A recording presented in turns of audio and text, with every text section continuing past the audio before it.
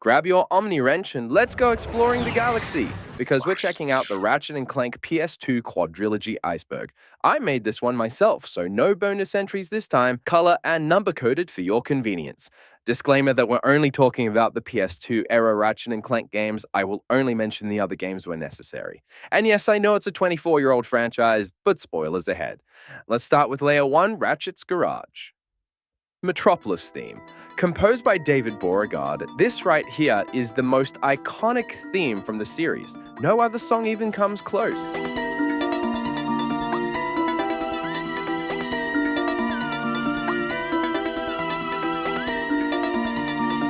Even just listening to this brings back so much nostalgia. Challenge mode. Basically, this is Ratchet and Clank's New Game Plus. Includes upgraded weapons, bolt multipliers, and tougher enemies, all while retaining your weapons, nanotech levels, bolts, armor, skill points, and some gadgets. Region title changes. Europe, Japan, and Oceanic countries had different names for most Ratchet and Clank games. The most well-known, Outgoing Commando, was renamed to Locked and Loaded, Up Your Arsenal was just renamed to Ratchet and Clank 3, and Deadlock was changed to Gladiator. White Clank. Clank had a bit more of a whitish appearance in the first 4 games than the silver-grayish color we all know him to have. Insomniac Museum. This is a secret location in both Ratchet and Clank 2 and 3. It's a museum showing off all the unused, cut, and unfinished content that never made it into the game. Some models can be interacted with as well. Ouya. This is just a fan-made abbreviation for Up Your Arsenal. Ouya, the plumber. A mysterious side character that appears, or at least mentioned, in every game of the series. He also seems to possess almost omnipotent knowledge of the duo's whereabouts, when they'll show up, and awareness of the fourth wall. But how does a simple plumber know all this? While later games have revealed he's some type of interdimensional traveler, if sticking to the PS2 games, he's just a reoccurring character, like Stan Lee in every Marvel film. Dan's face. Daniel Eric Johnson was one of 2 original artists at Insomniac, and as a running gag, the other artist would hide his face wherever possible, and has appeared in every Ratchet and Clank game to date, excluding Deadlocked and the mobile games. Unfortunately, he passed away in 2006 while working on Size Matters, and both Tools of Destruction and Size Matters have small tributes to him in the credits. What started off as an inside joke evolved into honoring a man's legacy. Angela Cross. This is the only female Lombax Ratchet has ever met, excluding Rift Apart, and mysteriously disappears after going commando. So, where did she go? Her current whereabouts are unknown, but she was last seen fleeing the galaxy when Percival Tachyon tried to hunt her down. It's also possible the devs just straight up forgot about her. Multiplayer. Both Up Your Arsenal and Deadlock had a multiplayer mode. Both supported deathmatch and capture the flag style games, with Deadlocked having more modes and Ouya having a special siege mode.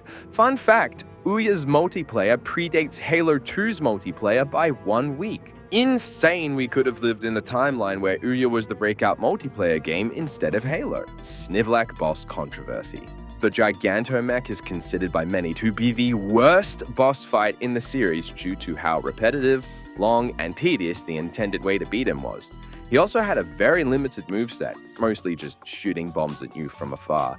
There were ways to speed this boss fight up, but we'll cover those in future entries. The Snow Beast. If the Gigantomech was the worst boss, then the infamous Snow Beast is the worst normal enemy. He hits like a truck. Now that's a lot of damage! Is very tanky, has the same speed as Ratchet, a way too quick attack animation, and to top it all off, they swarm you. Considering this was the main enemy in Grelvin's Moonstone field, you'll be seeing a lot of them. And don't worry, we'll mention them again in future entries. Nefarious was organic. Nefarious was actually organic in the beginning, but after his encounter with Captain Quark and reminiscing about good times, he fell victim to a freak accident which turned his whole body metallic, thus becoming the squishy-hating robot we all know him as today. Quark in a tutu. When playing a Quark vid comic, simply input the cheat code Up, up, down, down, left, right, circle, square, square. Even a tutu! And this can be done in any vid comic. Side note, this code is awfully close to the infamous Konami code. We'll see cutscene. Just watch this cutscene, will you? Well, don't bother getting up for drinks, folks. This guy won't last 2 rounds. We'll see.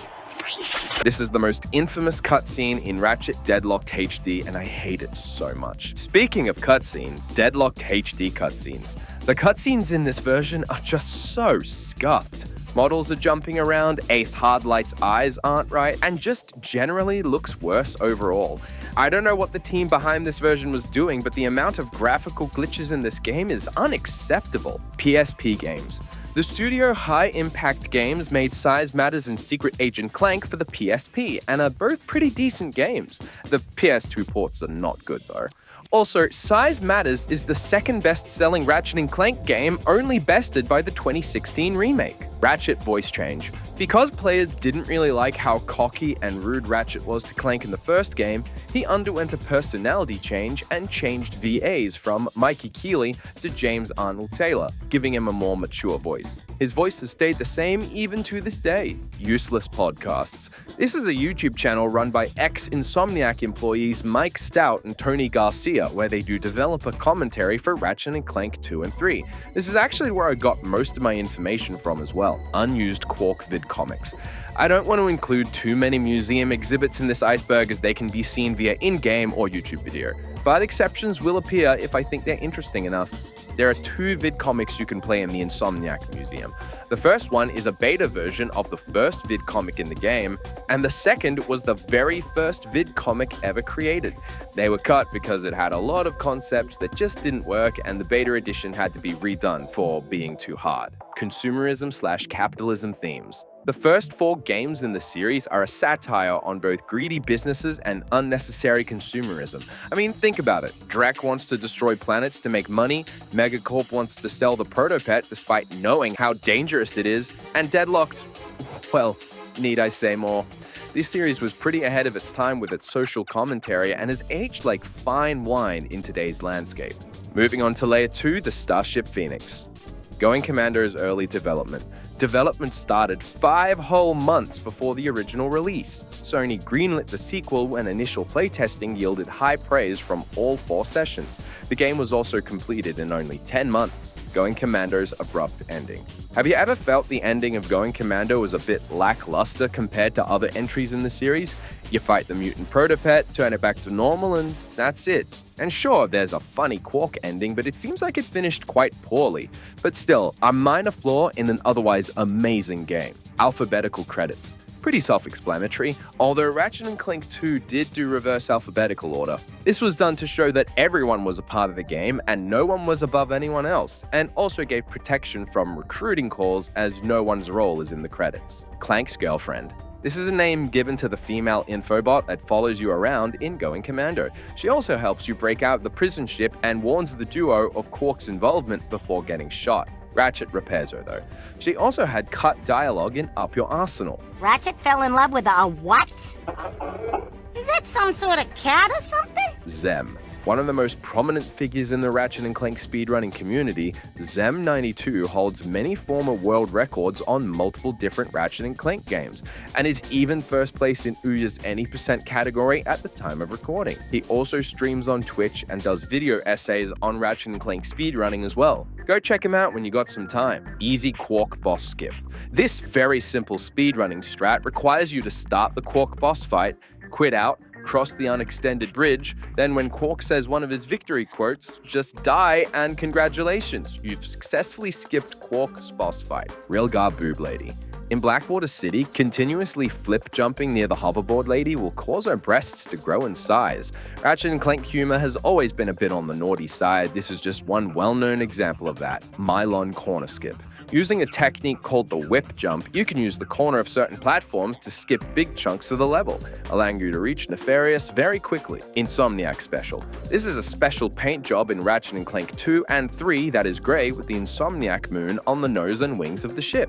It's unlocked by obtaining all 30 skill points in both games. Hidden Oozla Boss. After grabbing the gravity boots on Joba, if you go back to Oozla Shopping Center, go up this gravity ramp and go down the tube, you'll be thrown into an optional boss called Swamp Monster 2, and although difficult, defeating her grants the box breaker and can only be defeated once. 3 AM teleporter. Whatever you do, do not use this Ratchet and Clank teleporter at 3 AM.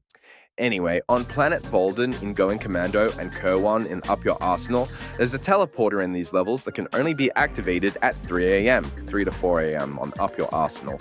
They both take you to the Insomniac Museum. They were added as both a joke and a nod to the company's name, Insomniac. Skill points predicted achievements. While it's only a theory that this is the case, skill points were definitely a precursor to the PlayStation trophy system we know and love today. Jak and Daxter poster. There's quite a few Jak and Daxter references in the Ratchet and Clank games. You can see the duo in Clank's apartment and even on this big poster on Damosel. Speaking of Damosel, Jak and Daxter dance. Here's another reference. When you finish the grind rail section and obtain the hypnomatic part, the cutscene straight up copies one of the cutscenes when obtaining a power cell in the first Jak and Daxter game. Taunter Infinite Bolt Glitch. In Blackwater City, if you can glitch through the wall, you can end up on this hoverboard racetrack. From here, stand below this wall of boxes, equip the Taunter, and you finally have a way to complete that stupid Bolt Collector achievement. Also, who thought this was a good idea? It's only a silver trophy as well, what the hell? 2 years before the discount kicks in. You know that scene in Calibur 3 where that guy says, You have to be with the company for 2 years before the employee discount kicks in. Well, if you have a save up to that point in time, you actually get a 10% discount on all Gadgetron weapons in Up Your Arsenal. The best part is that it works in both versions of the game. Clank Zapper.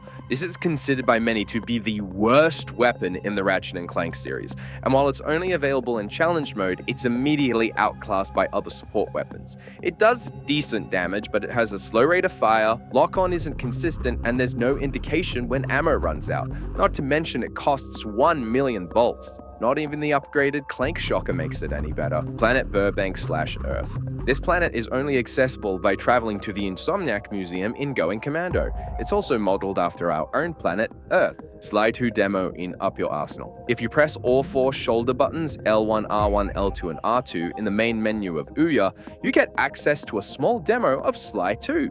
You can find this out in the game's manual. Sly 2 also had an Ouya demo included in it as well. Grind rail's absent in Up Your Arsenal. No, seriously, I checked every planet and there's not a single grind rail section in this game. No official explanation as to why as well. Insomniac not confident with Up Your Arsenal. Despite Up Your Arsenal being the most critically acclaimed Ratchet and Clank game even to this day, 2 weeks before launch, it was reported to be in an unplayable state, with many employees fearing if this game flopped, it would be the end of the company. I remember going out to lunch with the designers and all of us were putting earthquake blankets over each other and trying not to cry. I think Colin said, I'm really worried that we will make Insomniac's first failure. So developers crunched their weeks away and pulled off what can only be described as a miracle having turned out as well as it did. Giant Clank parts on Mylon.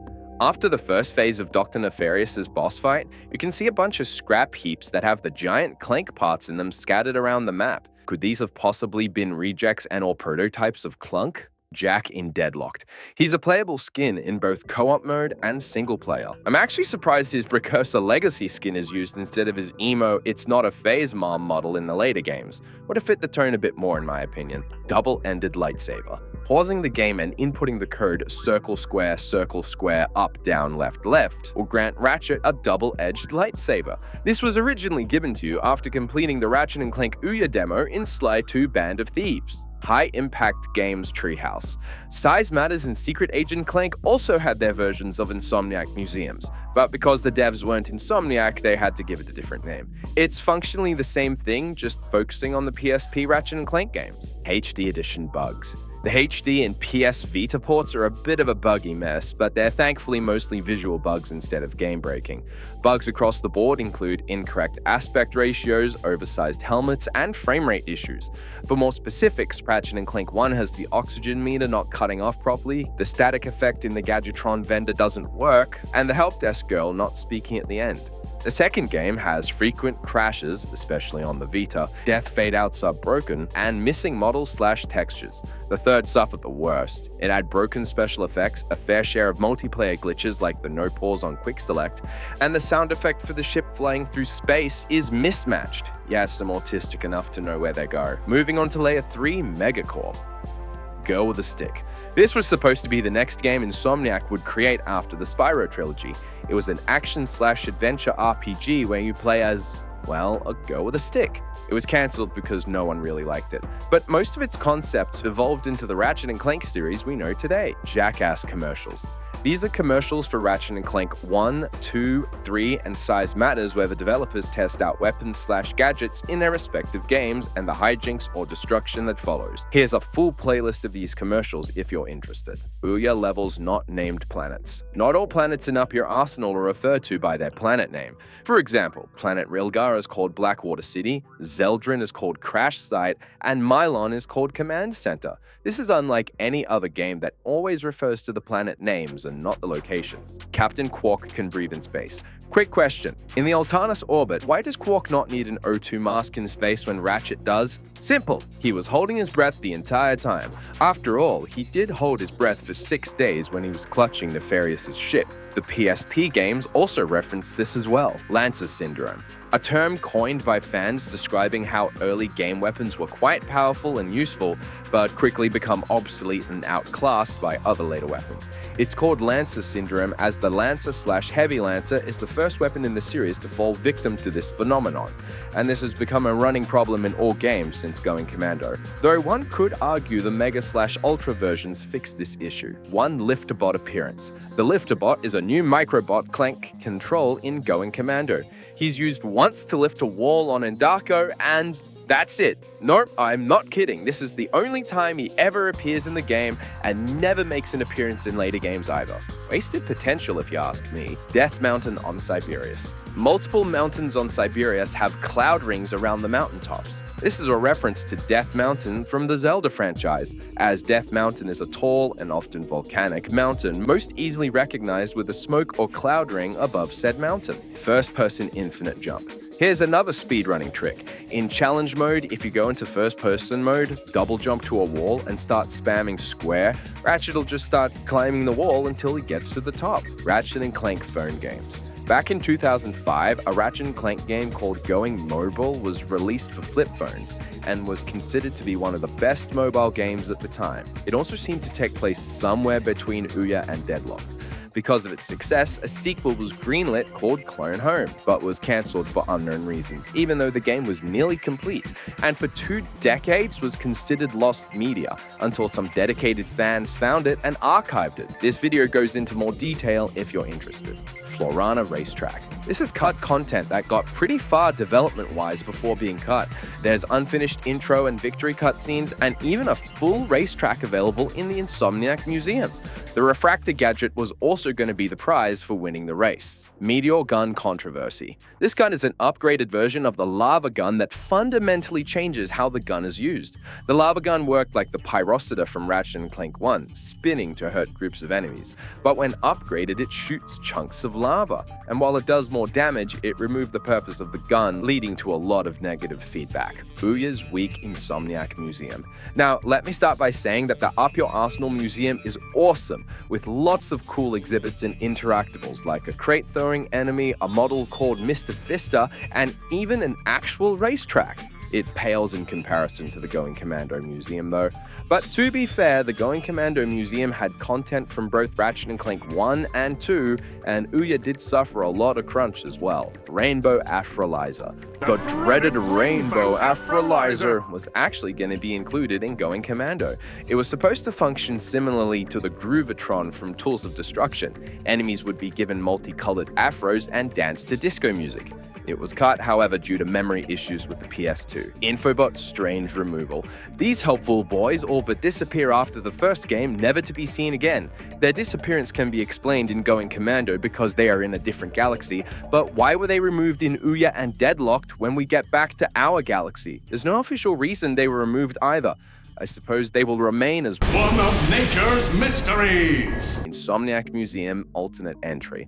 There are 2 official ways to reach the Insomniac Museum. 100% the game or use the 3 AM teleporter. However, if you ride the grind rail, dismount it at a certain point, and run to this building, you could jump through the floor and access the museum without going through all those hoops. This is actually how most people found out about this museum, myself included. Rainbow Guns. Reaching level 99 with a weapon in Deadlocked will unlock Rainbow mode for the gun, giving all of the bullets a rainbow color scheme. Looks the best on the Harbinger in my personal opinion. Giant Rhino Salesman. In Ratchet and Clank 1, the shady salesman is just a little taller than Ratchet, but in Going Commando, he's twice the size of Ratchet. Interesting little inconsistency there. Bill Clinton.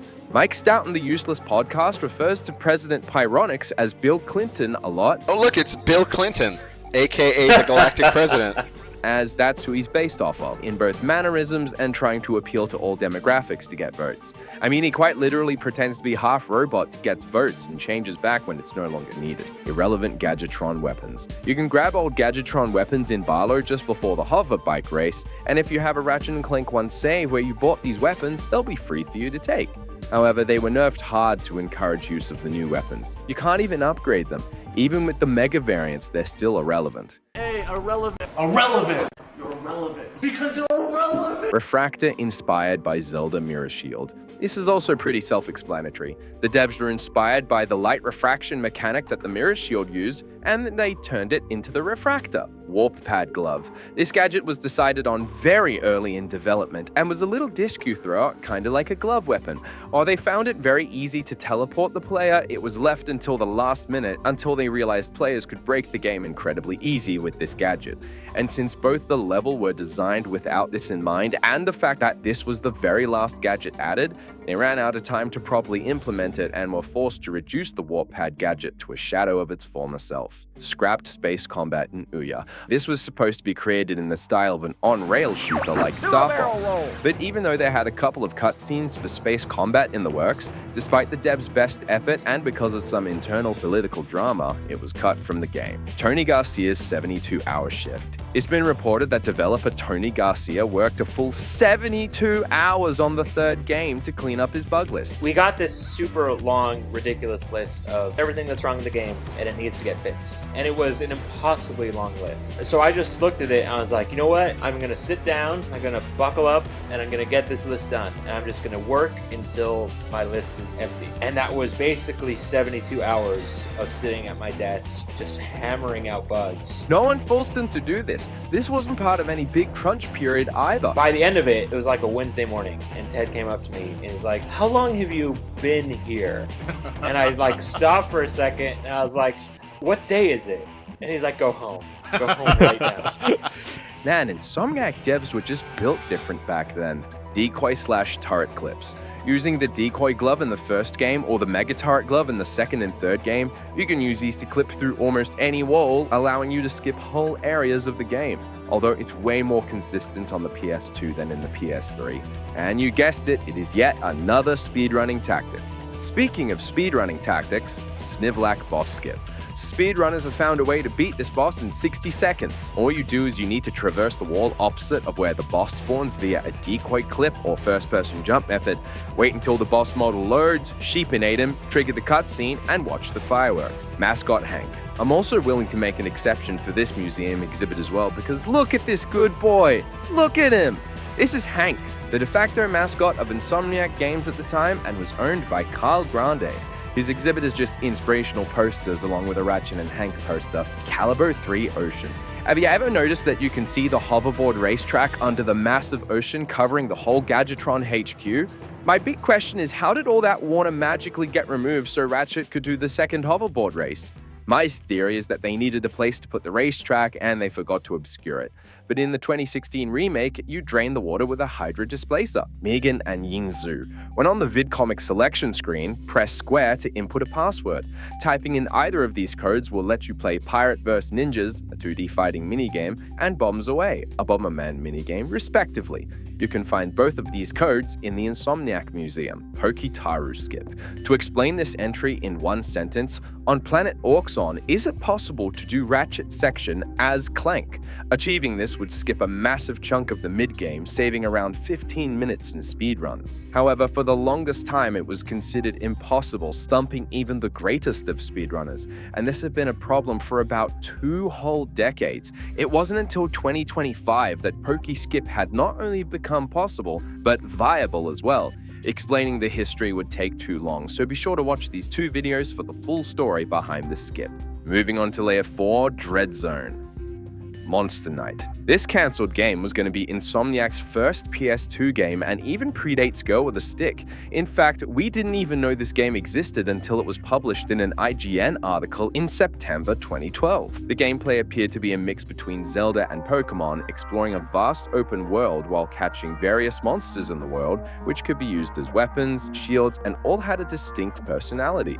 Unfortunately, it never got past the planning stages. Ratchet and Clank was made with the Naughty Dog engine. This was a common myth believed by many fans back in the day, but this has been disproven, even by Ted Price himself. What actually happened was Naughty Dog wanted to share the technology they created Jak and Daxter with, and agreed to let them borrow the code under the agreement that they also share any improvements they made to what they borrowed, plus any of their own technology they felt like sharing. They ended up agreeing, created a much more powerful engine, and that's the technology that created Ratchet and Clank. Going Commando inspired Mario Galaxy. Once again, another theory that has been debunked. Insomniac co-head Ryan Schneider stated that he would feel extremely flattered if Nintendo's Super Mario Galaxy was inspired by the spherical worlds featured in Going Commando and Up Your Arsenal. However, Shigeru Miyamoto stated in an interview that the spherical world idea came to him after Super Mario 64 and had never heard of the game series. Don't believe me? Here's the actual magazine where this interview took place. He said it right about here. Man, the lengths I go to double check my information. Rift Inducer was going to be in Going Commando. Another self-explanatory entry. It was cut because it was overpowered and they couldn't balance it in time. It was replaced with the godlike bouncer weapon, Todano Rocket.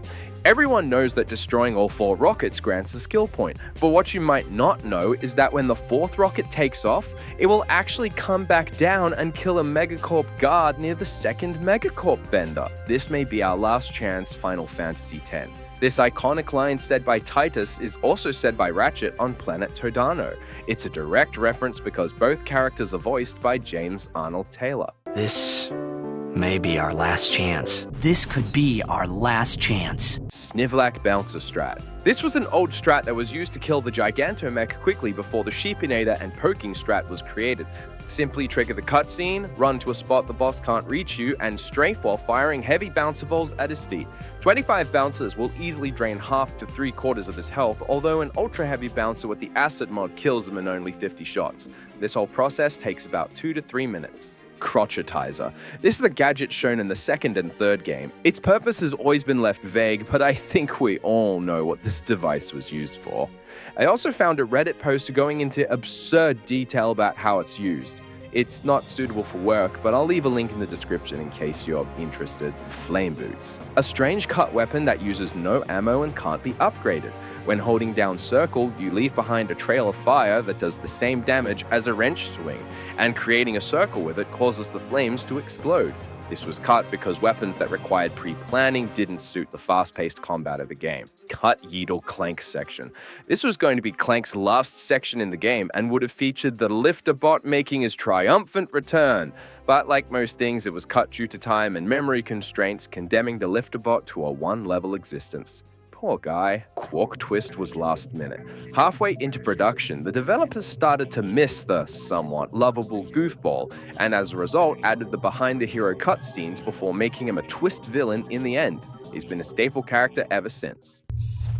Automatic upgrade crate. This crate, when broken, was going to upgrade your weakest weapon by 1 level when broken. This was scrapped because it took away from the fun of upgrading weapons the old-fashioned way. Although this did get added in the Size Matters multiplayer mode. Case of beer. During development of Up Your Arsenal, some developers, including Tony Garcia, proposed the idea of new crates to, at the time, CEO of Insomniac, Ted Price. Price said they'd been trying to add new crates since the first game and believed it was impossible to further the crate paradigm, and offered a case of beer if they could do it. That was all the motivation I needed to see this through to the bitter, bitter end. This led to the creation of the Inferno crate and the Jackpot crate. and the team enjoyed their case of beer. Cut 6th Quark vid comic. In addition to the 5 we have, the 6th one was going to be called On the Q Team Room Floor. However, little to nothing is known about this one as it was cut very early on in development. Quark vid comic original plan. To sum this entry up in one sentence, My vision for this game was to make Mega Man X except with Captain Quark. however, much to the chagrin of Mike, Ken, and Sean, the team who worked on the vid comics, they had to scale back the complexity and difficulty of the vid comics, due to both underestimating just how much time and resource it would take to correctly implement, and due to negative feedback from playtesting. Which is weird because I loved the vid comic sections. Hoven was originally a ranger mission. With the exception of the non-siege maps, every single multiplayer map is based off a ranger mission in the single-player campaign, the only exceptions being Bakissi Isles and Hoven. While I didn't find anything confirming this, it's possible Hoven was going to be another ranger mission but could have been cut for time. You be the judge. Red versus Blue reference. In Deadlocked, there's an armored car available in multiple missions called the Puma. And yes, the developers have confirmed it's a Red versus Blue reference. What in Sam hell is a puma? It's a big cat, like a lion. You're making that up. I'm telling you, it's a real animal. What kind of car is it? Well, it looks like a big cat of some kind. What, like a puma? Yeah, man, there you go. Captain Starshield comic. Called The Adventure of Captain Starshield, this is a webcomic that was once available on the Insomniac Games website. This 6-page comic shows the escapades of Captain Starshield to... Oh look, there are Cragmites in the comic series. Interesting. Anyway, this took place 2 weeks before the events of Deadlocked and can still be viewed on the Ratchet and Clank wiki. Clank Ratchet. This was a cut co-op/multiplayer skin found only in the Japanese version of Deadlocked and can still be found and accessed in the files. Most people say it's pretty cursed, but I actually think it's kinda cool. Ratchet and Clank Nexus. Not to be confused with Ratchet and Clank Into the Nexus, this was the original follow-up to Up Your Arsenal. Inspired by Halo, Insomniac wanted to make a much darker story, and it would be set on a singular planet with a global conflict between 2 alien species, and the narrative would involve Ratchet and Clank butting heads about which alien faction is in the right. The project ended up heavily switching gears, evolving into Deadlocked. Snivlack boss had more health. Did you know the worst boss in the series was going to have more hit points? Yes, more! I think people will be shocked to learn that this guy actually used to have more hit points. You tuned him down? I didn't tune him down, Peter did. And it was tuned down to this. And even that was, people were fighting to keep him at his old health. It was ultimately tuned down in the final release. Censored Going Commando cutscene. After the second Behind the Hero cutscene, Ratchet makes this joke. Well, that explains a lot. Yes, I suppose it. All this time, my personal hygienator must have been causing that itch. But in the HD version, it's completely missing. Although given the shoddy state the HD version is in, I wouldn't be surprised if they just forgot to add it in. Moving on to Layer 5, Orxon. Cut Iridia cannon mission. This cannon in Iridia that fires into the sky was actually supposed to be reachable, and its purpose was to fire you to a spherical world close by. Yeah, Spherical Worlds was going to be in the first Ratchet and Clank game, but was cut due to time constraints. Robo Fizzwidget not speaking. On planet Todano, Robo Fizzwidget gives a guided tour of 4 rockets and gives a brief explanation of what each rocket is famous for. But in the HD remake, a bug makes him completely silent, making the tour and skill point associated with it a lot more annoying to deal with. Which is a shame because something he says about the 4th rocket I want to talk about later. Nefarious' second phase gift. Here's yet another speedrunning strat. If you can deplete Nefarious' health bar quick enough, you can completely skip the second phase and skip straight to the 3rd phase, saving quite a bit of time. Harder hacking puzzles. When Mike Stout was creating the hacker puzzles, they were originally a lot harder than what we got. He was asked to make them easier and he reluctantly agreed. However, if you crouch while on the puzzle pad, you'll unlock the original difficulty for that puzzle. Also, for you Lockstrafe fans out there, you must hold down the R1 button for it to work. Quit Exploit. Formerly called Save Exploit, is the HD edition only speedrun strat that exists because of how buggy that edition is. Simply put, by using a different combination of the current planet, vault count, challenge mode number, and frames played, and then quitting the game, you can effectively buy and obtain items normally not accessible so early on because this overwrites and accesses memory you're not supposed to reach yet. Watch this video for a full breakdown of this trick. Boxy. Also known as the Boxy or the Box Proxy, this is a controversial speedrunning strat that requires using the suck cannon to freeze a crate on a specific rotation, climb on top of it, switch to the suck cannon again, and then you can launch yourself incredible distances. This was game-changing for the speedrunning community, but people feel like this trick ruined speedrunning. For a full breakdown of this trick, watch this video. Al and Helga's relationship. Some of the more perceptive of you might remember Al confessing his feelings for Helga on the PA. Helga, there's something I need to tell you. I think you're the sexiest, nicest, most extraordinary artificial life form I've ever... Hold on. Why is the intercom button flashing? Oh, jeez! Well, actually, there was cut dialogue of Al confessing to Helga in person and Helga revealing the feelings are mutual. Here's a snippet of that dialogue. Oh, Helga. Magazine covers. Your reward for getting all 30 skill points in the first game was some humorous magazine covers like Reader Digested, Hotbots, and even a poster for a Ratchet and Clank movie. That one didn't age quite so well. These also serve as a Where Are They Now type of epilogue in the first Ratchet and Clank game. Grelban was made in 3 days. Tony Garcia was given 3 days to finish this level and inherited the previous guy's work on it. But me being me, I was like, well, I'm not gonna work with somebody else's stuff. I'm going to delete it all and start from scratch. Because it would save you time. It would be easier for me to just start from scratch. As ridiculous as that may sound. This is also the reason why the Snow Beasts are as bad as they are, because they were hastily put together. Speaking of Snow Beasts, the Snow Beast Award. Tony Garcia could tell when new hires got to Planet Grelban. Whenever we would get somebody new, they would invariably go back and play Ratchet and Clank. And I would always know when they got to this level because they would come into work angry.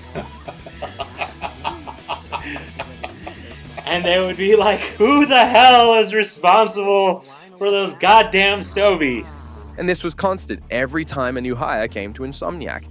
An employee called Nathan Fouts found this so funny, he requested the original model from the artist who made it, went home, and came back the next day with a sculpted Snow Beast on a plaque and awarded Tony with the Snow Beast Award. It was the Snow Beast Award, and I won the inaugural Snow Beast Award for creating the worst thing that had actually shipped in the game. And that is what the award was given for the person who had the dubious honor of actually shipping the worst feature in the game. It was also to be given out when the next game in the series was complete to avoid hurting people's feelings. It's still being passed around at Insomniac to this day. Quark? Oh, I remember this one. Just listen to this exchange between Scrunch and Quark. I thought we agreed to put that jungle business behind us. It was mating season. How could I have known she was your sister? How long have you two been standing there? Too long. Nothing else needs to be said. Ratchet's eyebrows. In the Japanese version of Ratchet and Clank, they made Ratchet's eyebrows significantly larger, thicker, and blacker, and it only exists in Japanese copies. Apparently, this was done to make the character more appealing to the Japanese audience. This oddity continues all the way up until a crack in time. Ghost Ratchet. Here's yet another speedrunning strat. If you can pull yourself out of an instant death plane with either the swing shot or goodies menu shenanigans, you've tricked the game into thinking you're dead, granting you the ability to walk through almost anything. For more advanced speedrunners, it also removes the speed cap when doing simple speedrun movement tricks. Melissa. Along with Courtney Gears being just a real-life parody of Britney Spears, Melissa is the name of her favorite backup dancer. This is a reference to Melissa Disney, the voice actor of Courtney Gears. Melissa! She was my best dancer! You're gonna pay for that! RatchetandClankGadgets.com. This was a website which is now considered lost media. It had tips and tricks for the first game, a contest to design your own gadget with the winner getting cash and a framed picture of their gadget, and a Ratchet and Clank style Tetris game called Challenge Clank. Interestingly enough, this game got restored by the Spanish Lost Media Wiki and is available to play on the Internet Archive. I'll leave a link in the description if you're interested. Focus 344. This is the very first playable build of Up Your Arsenal Insomniac made specifically for focus testing, hence the name. Features include unfinished cutscenes, secret areas for collectibles are missing, and a lot of placeholder textures from the previous game were here, including the physics as well. Ratchet and Clank Jungle Prototype. When Insomniac was seeking the green light from Sony to develop Ratchet and Clank, they showed them the first 2 levels they had worked on. The first one was Metropolis, and another one called Jungle. This level evolved into the level we know as Pokitaru. Together, we can find someone else to blame. This was a humorous piece of text used on placeholder or unfinished textures. Basically, the developer saying, "This ain't my problem, find someone else," about the lack of textures. Ratchet and Clank 1 demo changes. There were many changes to the demo build for the first Ratchet and Clank. Listing them all would take too long, so some of the most notable changes is the game's music is shorter, the bolt and ammo counters are yellow, and obtaining a gold bolt plays a different cutscene where Ratchet appears to get hurt by it. Innuendos. Ratchet and Clank's humor at the time was quite adult, and most of these jokes probably flew right over a lot of children's heads. Some of the jokes in the first game are Look, plumber's crack. What did you just say? I said, look, the plumber's back. Ratchet's definition of PDA, Public display of affection? and the personal hygienator commercial. Turn it off! Turn it off!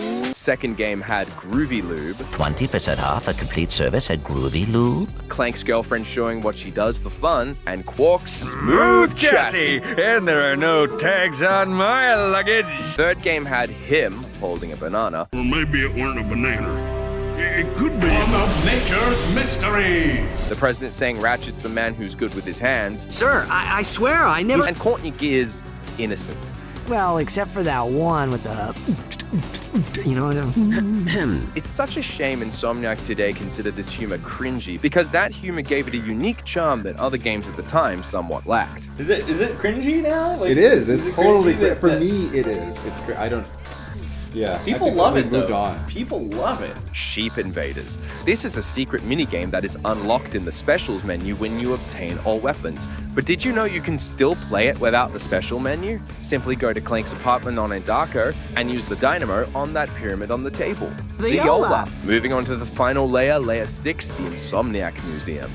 Battalia Happy Vibe. Concept art showed Battalia was supposed to be set during a sunny day, but was changed to overcast and raining to give the planet less of a happy vibe and fit a bit more with the war theme. Tyrannosis ripped off Genosis. This planet bears an almost uncanny resemblance to its Star Wars counterpart. The planet names are similar, both are deserty and arid planets, and they even share the same red-brown color scheme. While nothing official is confirmed, it's some interesting food for thought. Insomniac Museum's secret room. There's a hidden wing in Ouya's Insomniac Museum that is just empty hallways with a jump pad at the beginning. Also, the ending wall instantly kills Ratchet. According to Mike Stout, this was going to be accessible by falling down an elevator shaft. But the museum had more space than they needed, so this area was blocked off, and the pad was left in case QA found a way down there because he didn't want to get a bug report about it. Please stop. A cut voice line the Megacorp help desk lady says if you keep killing the tourists on Todano. Now she just scolds you and threatens to send armed robots. Fun fact, receiving that message was supposed to send armed guards to your location, but was cut because they ran out of time. Original Taunter sounds. Before we got the cacophony of whistles and horns in the final game, the Taunter in the demo had these placeholder sound effects. Oh, right, guys. Get all your shoelaces untied. Hail to the king, baby. Get over here! Official Ratchet and Clank manga. In addition to the comics, Shinbo Nomura created a 2-volume manga of the PS2's dynamic duo from 2005 to 2008. However, it was only released in Japan and have now become exceedingly rare to find. Although Volume 1 did get a fan translation. It's okay, I guess? A lot of toilet humor though. Fun fact, the cut Clank Ratchet skin does make an appearance in Volume 2. I couldn't confirm this as I couldn't find any scans of Volume 2. Planet Caldera and Dantopia. Caldera was the beta name for Planet Kerwan, and Dantopia, another Dan reference, was the beta name for Planet Burbank. Early gold weapons. Did you know it's possible to get gold weapons before going into challenge mode? They're located at the top of the Altanus moon-based tower where you get your new ship. Only 5 are accessible at this time, with the other 5 being unlocked in challenge mode. Grelban Glider Hate Mail.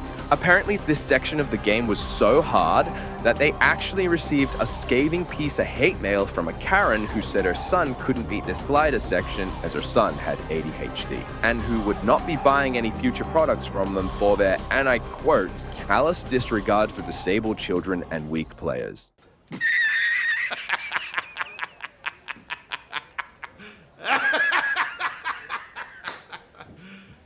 You serious? Deadlocked Japanese armor upgrade. You know that boring animation we got when upgrading Ratchet's armor? Well, here's the same animation in the Japanese edition.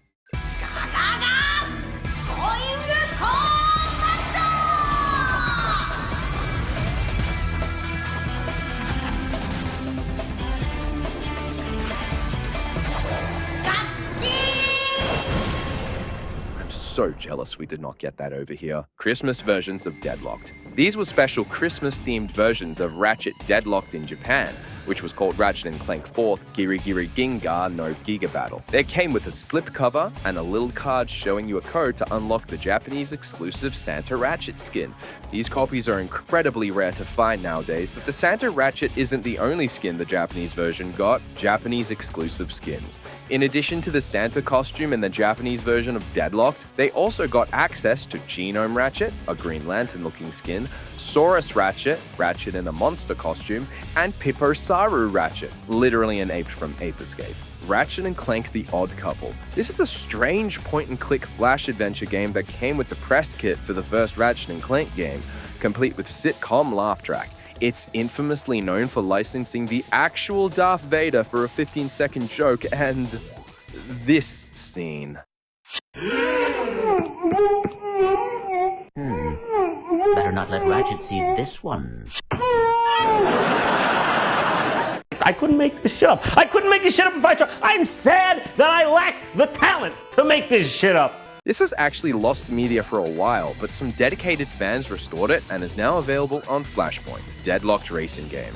After the idea for Ratchet and Clank Nexus fell through, Deadlocked was originally going to be a kart racer game similar to the Twisted Metal series, and they developed vehicles like the Landstalker and the Puma. But when they found out about Jack X, they abandoned the idea to avoid competition with their best buddies at the time.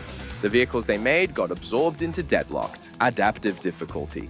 Depending on how well you do in the games, the game will secretly tweak the difficulty to make it easier or harder by removing or adding health traits, bumping up monster counts, providing more ammo, etc. But wait, this game adapts to the way you play, and it's different for everyone else.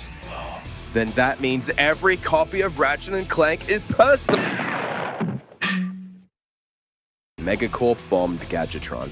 Ever wondered what happened to Gadgetron in the Bogon Galaxy? Robo's Fizz widget gives us some insight when he talks about the fourth rocket on Todano. Finally, we have the Triple B, or Big Badass Bomb.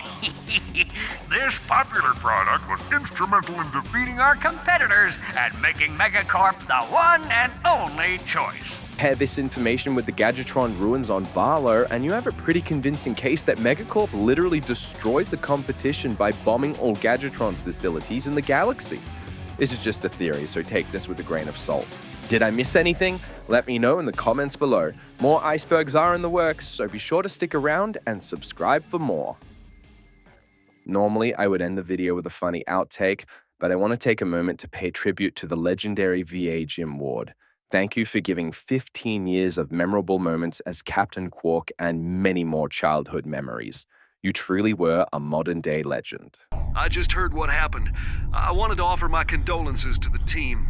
Quark's loss is a true tragedy. The man was a hero, brave, honest, kind, and humble to the core. What a load of bullshit. Captain Quark may be gone, but his indomitable spirit of heroism lives on in each of you. I know the Q-Force will make our fallen captain proud. Carry on, men.